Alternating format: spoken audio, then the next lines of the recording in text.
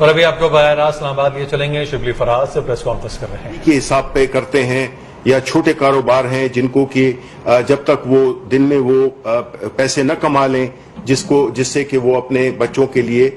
کھانا لے سکیں، ہم نے ان کو مدنظر رکھتے ہوئے ایک ایسا پروگرام ترتیب دیا جو کہ احساس پروگرام تھا، جس سے کہ 1,50,000 خاندانوں کو اب تک 120 ارب روپے سے زیادہ کی رقم تقسیم کی جا چکی ہے۔ یہ مختلف انیشیٹوز لیے اور ساتھ ہی ساتھ میں حکومت نے ایک ایسا ادارہ بنایا جس کو کہ NCOC کہتے ہیں۔ یہ وہ ادارہ ہے جس نے کہ بہت ہی کمٹمنٹ کے ساتھ، بہت ہی ایفیشنسی کے ساتھ ایک ایسی حکمت عملی ترتیب دی جس کو کہ پرائم منسٹر عمران خان نے توثیق جس کی دی، اور ایک ایسا لاہ عمل بنایا جس سے کہ ہم اس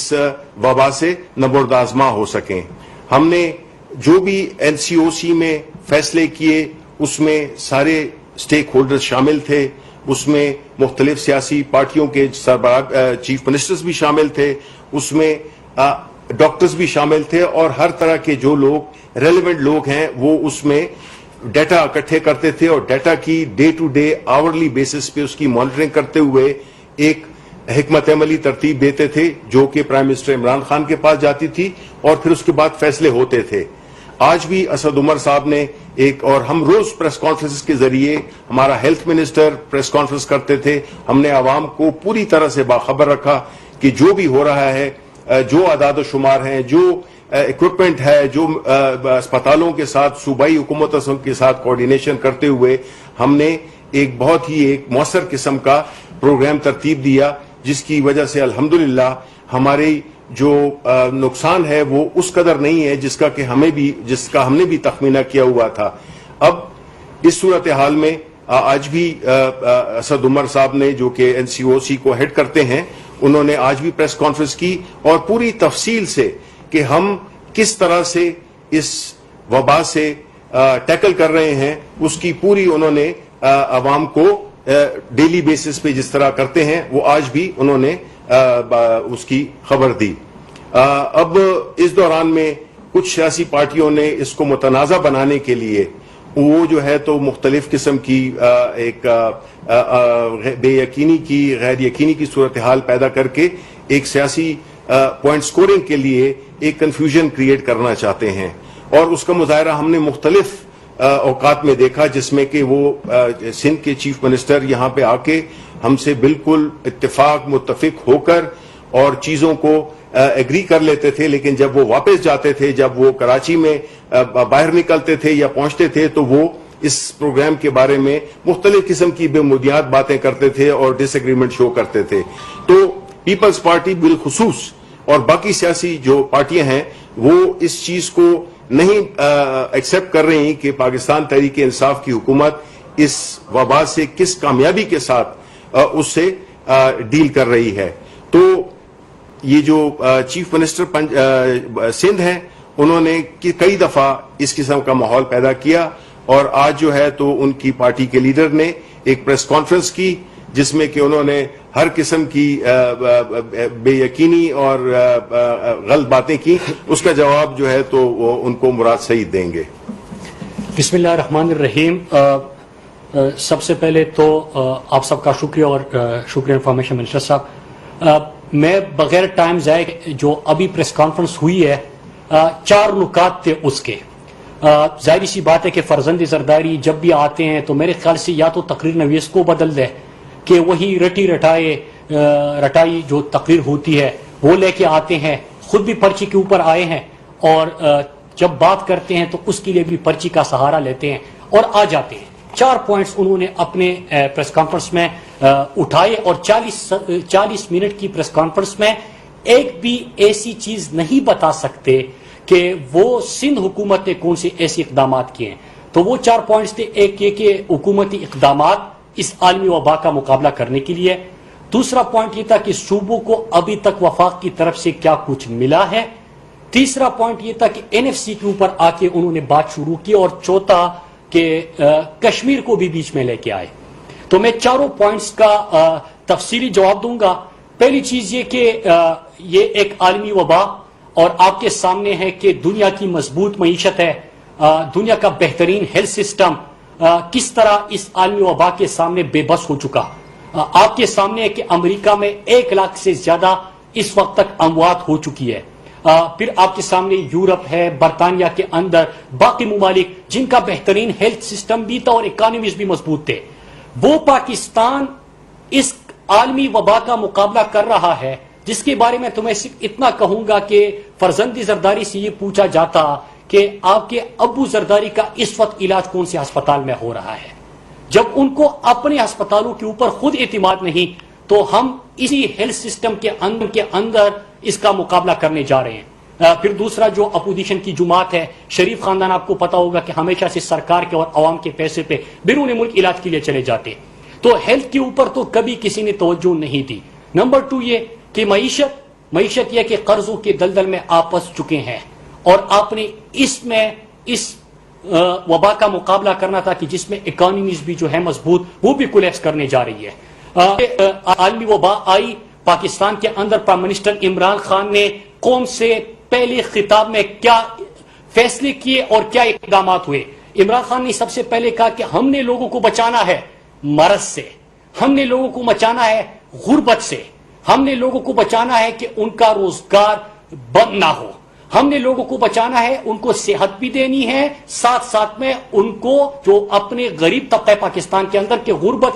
25% سے زیادہ لوگ غربت کی شرح سے نیچی زندگی گزار رہے ہیں, تو ان کا بھی ہم نے دیکھنا ہے. پرائم منسٹر صاحب نے سب سے پہلے جب لاک ڈاؤن کی طرف گئے تو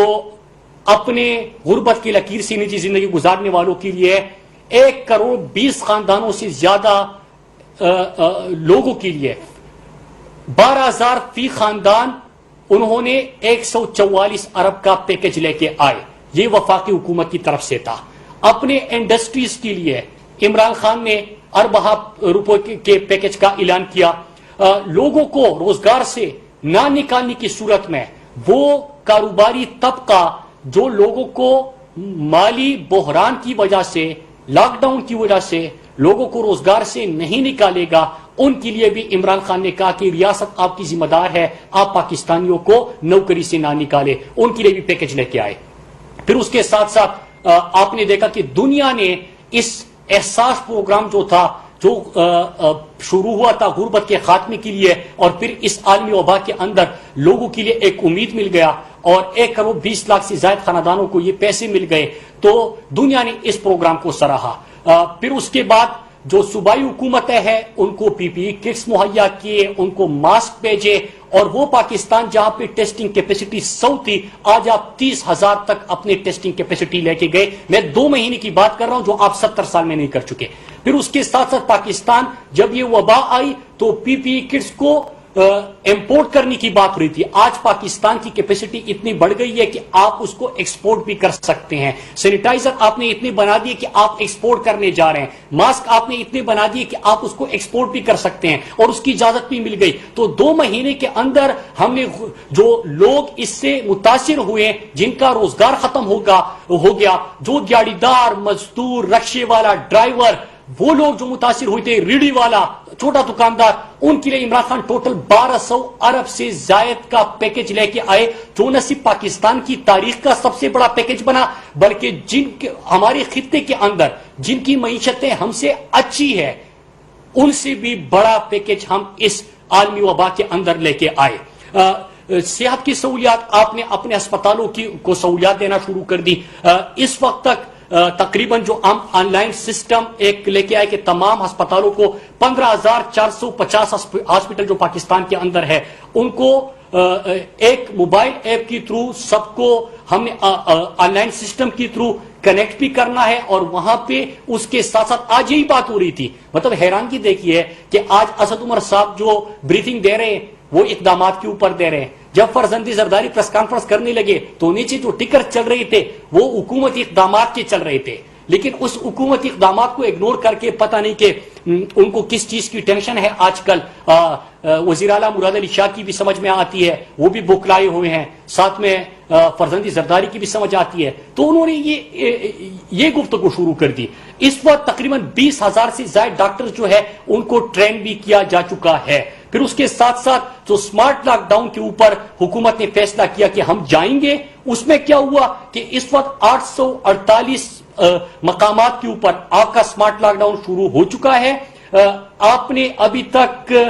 اس کے تحت جو ایس او پیز حکومت نے دیے تھے، کیونکہ ہم نے کیا کرنا ہے کہ حکومت نے 1200 ارب سے زائد کا پیکج تو دے دیا، لیکن ہم نے لوگوں کو غربت سے بھی بچانا ہے، ان کی بیوی بچوں کو بھوک سے بھی بچانا ہے، کیونکہ یہ مناظر آپ نے کراچی کے اندر دیکھے، سندھ کے اندر دیکھے کہ جب آپ لاک ڈاؤن کی طرف گئے تو جو مزدور طبقہ اس سے متاثر ہوا تھا، وفاقی حکومت نے تو وہاں پہ لاکھوں لوگوں کو امداد پہنچا دی، لیکن جو آپ نے راشن کا وعدہ کیا تھا، راشن کسی کے گھر نہیں پہنچا، بجائے اس کے کہ آپ کا لاک ڈاؤن کامیاب ہوتا، لوگ سڑکوں پہ آ گئے، اور جب سڑکوں پہ آ گئے تو آپ کو پتا ہے کہ اس سے وبا کے پھیلنے کا خدشہ بڑھا۔ 1311 مارکیٹس اس وقت تک سیل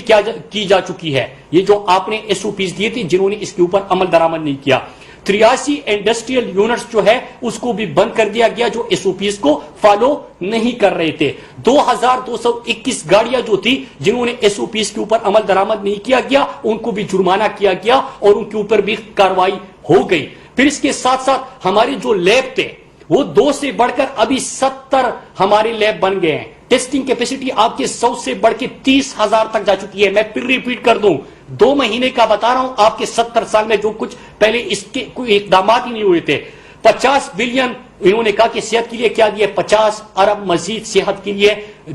دے دیا گیا وفاقی حکومت کی طرف سے۔ سینیٹائزر کا میں نے بتا دیا کہ پاکستان آج کل ایکسپورٹ کی طرف بھی چلا گیا۔ N95 ماسک کا میں نے بتا دیا، پی پی ای کٹس کا بتا دیا۔ یہ 2 مہینوں کے اندر وفاقی حکومت نے یہ کیپیسٹی بلڈ کی۔ اب میں آتا ہوں ذرا